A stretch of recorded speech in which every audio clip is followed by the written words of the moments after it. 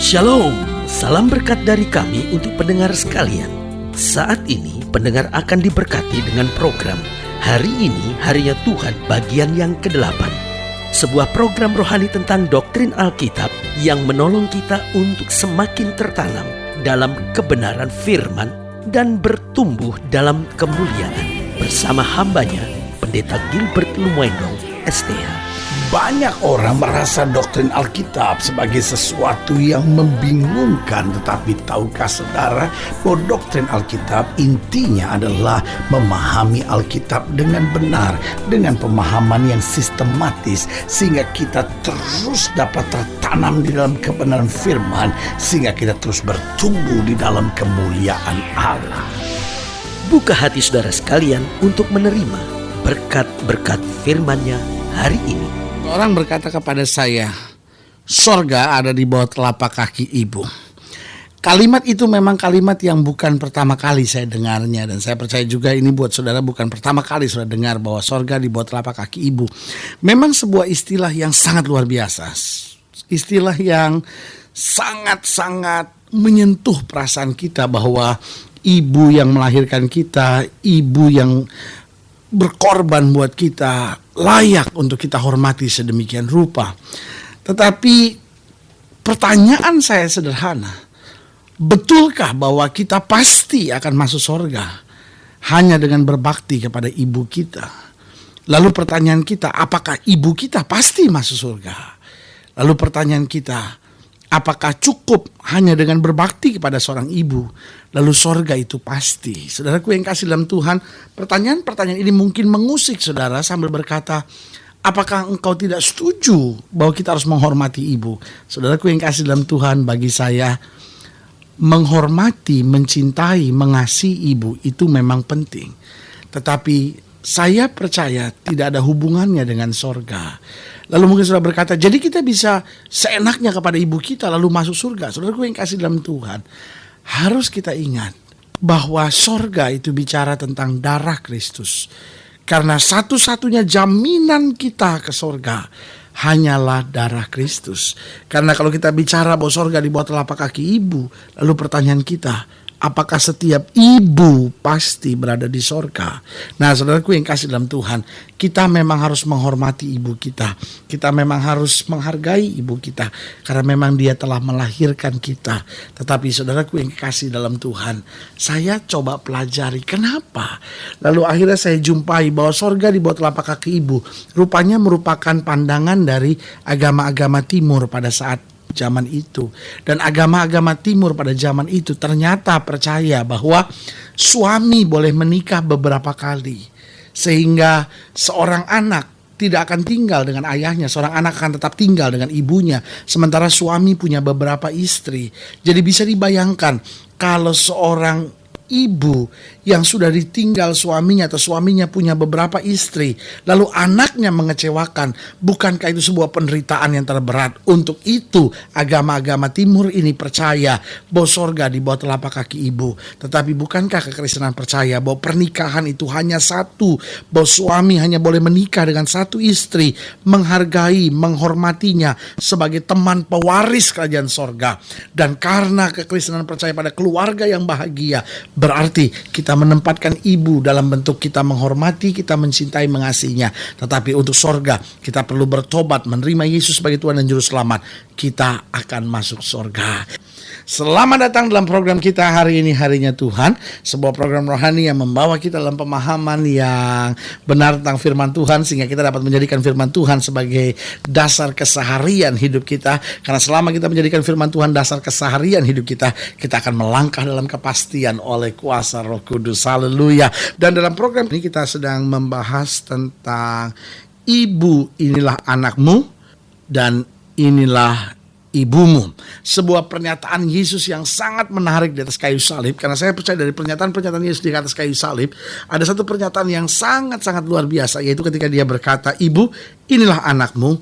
Lalu dia menatap pada murid-muridnya dan berkata, inilah ibumu. Saudaraku yang kasih dalam Tuhan, saudara bisa bayangkan di atas kayu salib ketika dia sedang berjuang dengan kehidupan dan kematian, disitulah ada sebuah kalimat yang penuh kasih, sebuah kalimat yang bernada sosial. Dia ucapkan kepada murid-muridnya dan dia ucapkan kepada ibunya, "Ibu, inilah anakmu dan inilah ibumu."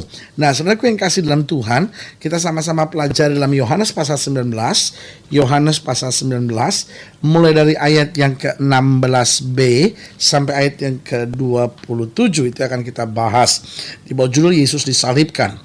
Mereka menerima Yesus sambil memikul salibnya. Ia pergi keluar ke tempat yang bernama tempat tengkorak, dalam bahasa Ibrani disebut Golgota. Dan di situ ia disalibkan mereka, dan bersama-sama dengan dia disalibkan juga dua orang lain sebelah menyebelah, Yesus di tengah-tengah. Dan Pilatus menyuruh memasang juga tulisan di atas kayu salib itu, bunyinya, "Yesus orang Nazaret, Raja orang Yahudi." Jadi kita suka baca di atas salib ada tulisan INRI, Yesus Nazarenus Rex Judea.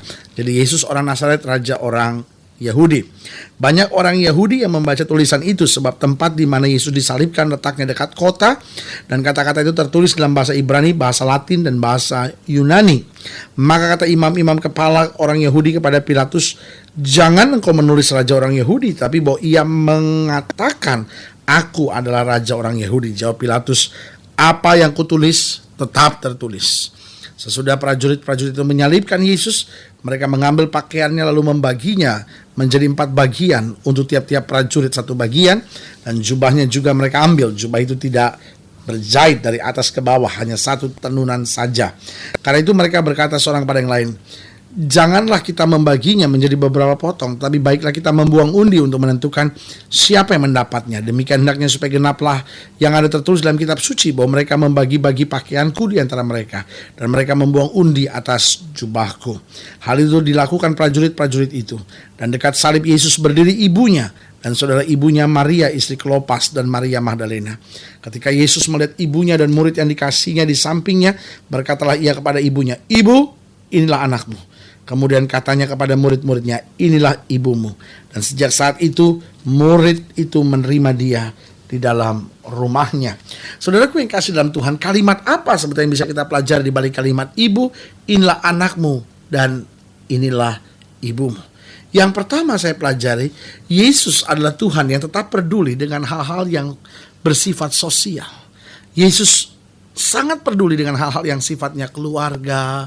Yesus sifatnya sangat peduli dengan hal-hal yang bersifat perasaan orang, hubungan interaksi antar manusia, keperluan dan kebutuhan-kebutuhan orang.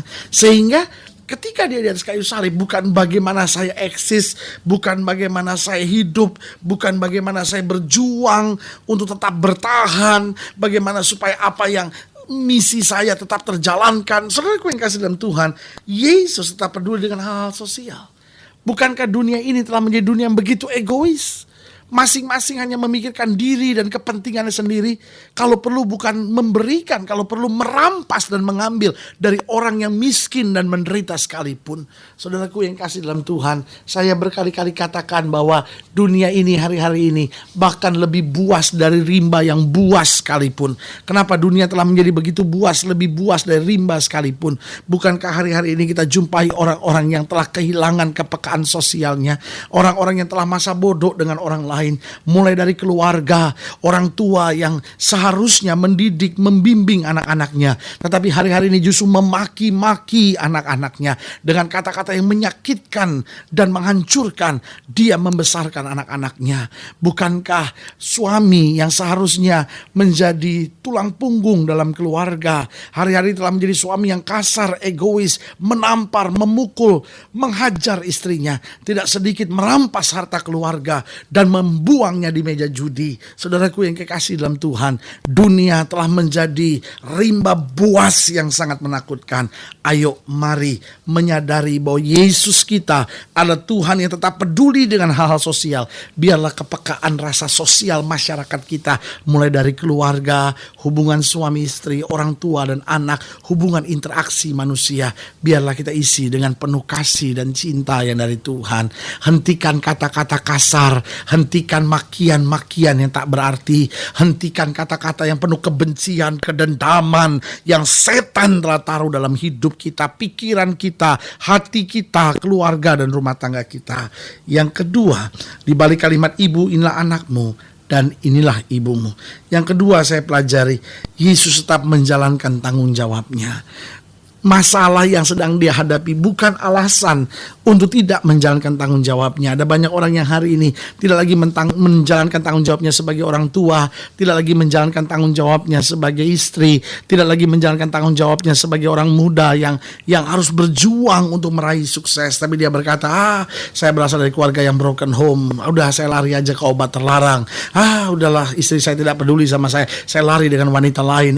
Suami saya kasar sama saya cari pria lain. Saudaraku yang kasih dalam Tuhan, ini yang saya bilang, manusia yang lari dari tanggung jawab dan tidak berani menjalani tanggung jawabnya. Jadi ingat, Yesus tak peduli dengan hal-hal sosial. Yesus tetap menjalankan tanggung jawabnya. Dan yang ketiga, Yesus tetap menabur kasih. Apa sebetulnya yang sedang ada di balik kalimat ibu, inilah anakmu? Dengan lain kata, dia mau berkata, ibu, engkau tidak perlu takut, engkau tidak perlu khawatir, ibu. Dia menatap murid-murid dan berkata, inilah ibumu. Dengan lain kata, jaga dia, encourage dia, hibur dia.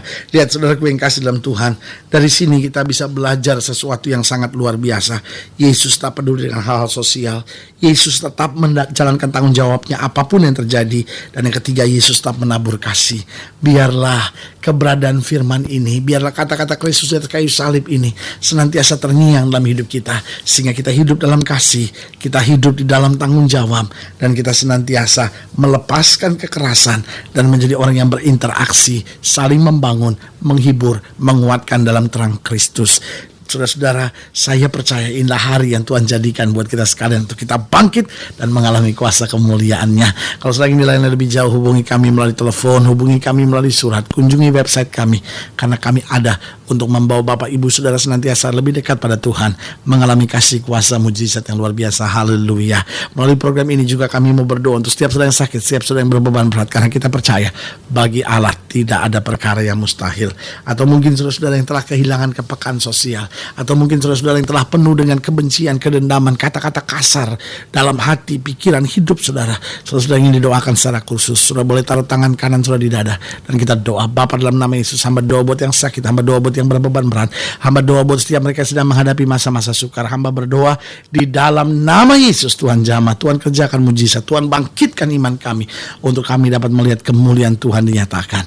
Di dalam nama Yesus, hamba juga doa buat mereka yang hatinya telah dipenuhi kekerasan, kebencian, kedendaman, di dalam nama Yesus, sehingga kepekaan sosial mulai terjadi. Segala keegoisan kami hancurkan di dalam nama Yesus.